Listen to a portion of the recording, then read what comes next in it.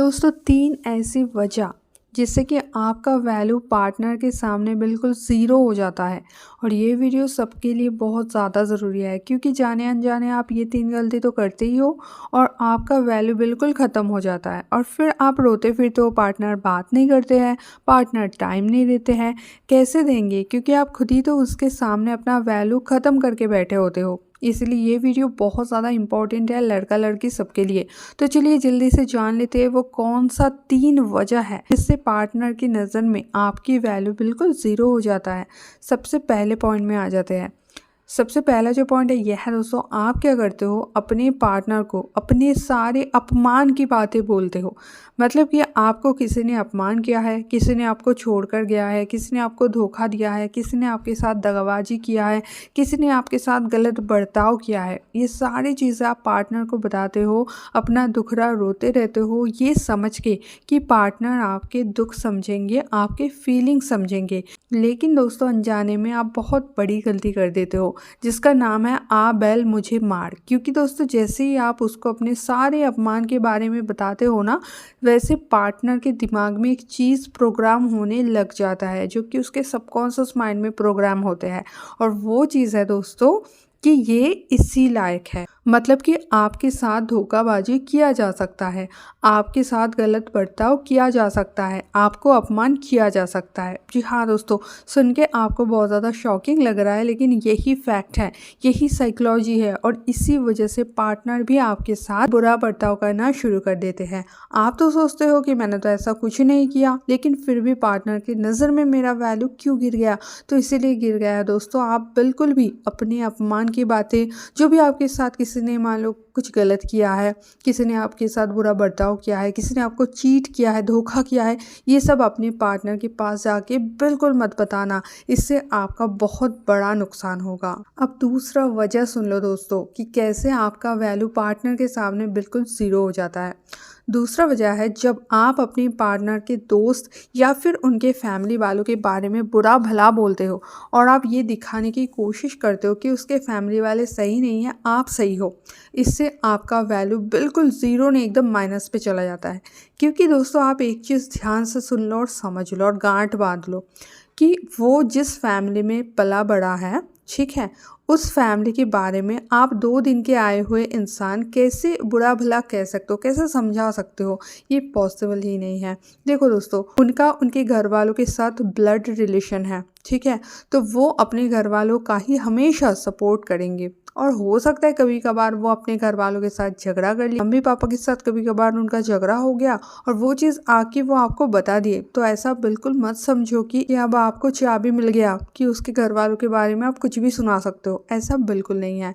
बस उस समय उसको समझाना बहुत ज़्यादा ज़रूरी है और अगर आप इस तरह से समझाते हो कि कोई बात नहीं, पेरेंट्स है, बोले है तो क्या होता है, इतना आप दिल पे मत लो, तो इससे आपका वैल्यू और रिस्पेक्ट बढ़ेगा। लेकिन लोग ना उल्टा करते हैं।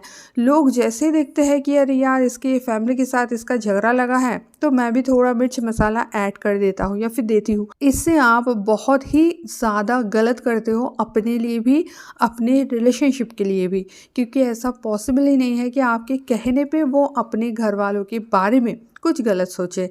हाँ, वो खुद रियलाइज़ करे वो अलग बात है, लेकिन आप रियलाइज़ करवाने की कोशिश बिल्कुल मत करना। चाहे आप शादीशुदा हो या फिर आप अनमैरिड हो, लेकिन कभी भी अपने बॉयफ्रेंड के घर वालों के बारे में या फिर अपने गर्लफ्रेंड के घर वालों के बारे में या फिर अपने पति या पत्नी के घर वालों के बारे में उसको उल्टा पुल्टा समझाने की कोशिश मत करो। इससे आपका ही वैल्यू बिल्कुल ज़ीरो हो जाएगा, ठीक है।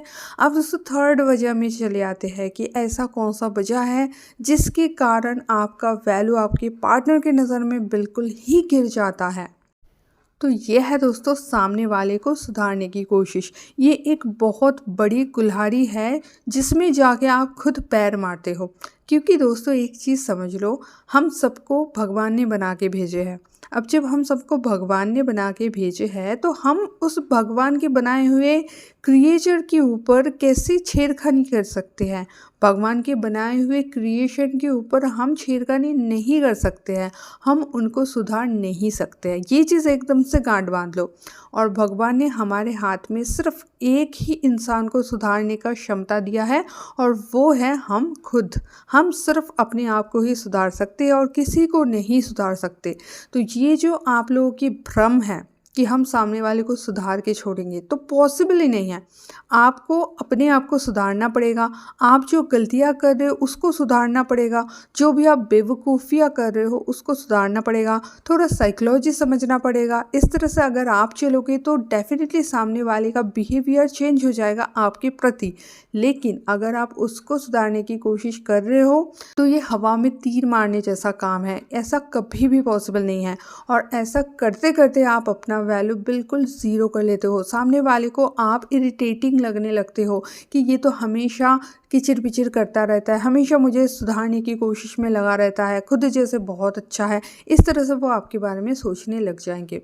तो इसीलिए आप ये जो प्रयास कर रहे हो ना, व्यर्थ का प्रयास कि सामने वाले को मैं सुधार के रहूँगा या फिर रहूँगी, तो ये पॉसिबल नहीं है दोस्तों। इससे अच्छा आप साइकोलॉजी सीख लो। मेरे चैनल में बहुत सारे वीडियो है कि पार्टनर को कैसे आप अपने बारे में सोचने के लिए मजबूर कर सकते हो, प्यार करवाने के लिए मजबूर कर सकते हो। ये सारी चीज़ें आप सीख लो, ये सारी ट्रिक्स आप सीख लो, अपने ऊपर इस्तेमाल करो और फिर पार्टनर का बिहेवियर डेफिनेटली चेंज होगा। इसके लिए चैनल को सब्सक्राइब कर लो और सारे वीडियोस को चेक कर लो। आने वाले वीडियोस पे भी ध्यान रखो। तो ये चीज़ आप कर सकते हो, लेकिन आप सामने वाले को सुधारने की कोशिश बिल्कुल मत करो। इससे आपका वैल्यू सिर्फ और सिर्फ गिर जाएगा, डाउन हो जाएगा। आप उनके नज़रों में ज़ीरो हो जाओगे। तो ज़रूर इन 3 गलती में से अगर कोई भी गलती आप करते हो तो उसको बहुत ही जल्द सुधार लीजिए।